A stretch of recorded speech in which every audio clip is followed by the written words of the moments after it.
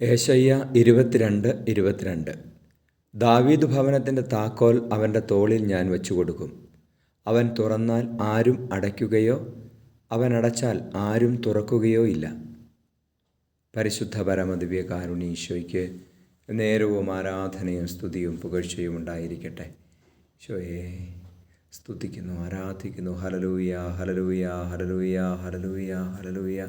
ഈശോയെ നന്ദി, സ്തുതി, ആരാധന. Hallelujah, hallelujah, hallelujah.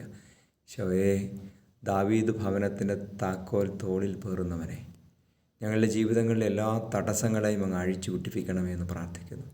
അങ്ങ് തുറന്നാൽ ആരും ഇനി അടയ്ക്കുകയില്ല. പൈശാചിക ബന്ധങ്ങളെ തുറന്ന് നിത്യരാജ്ഞിയിൽ ബന്ധിക്കണമേ എന്ന് പ്രാർത്ഥിക്കുന്നു. Hallelujah, hallelujah.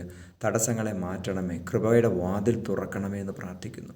നമ്മുടെ കർത്താവ് മിശിഹായുടെ കൃപയും പിതാവായ ദൈവത്തിൻ്റെ സ്നേഹവും പരിശുദ്ധാത്മാവിൻ്റെ സഹവാസവും നിങ്ങളോടുകൂടി ഉണ്ടായിരിക്കട്ടെ, ഇപ്പോഴും എപ്പോഴും എന്നേക്കും. ആമേൻ.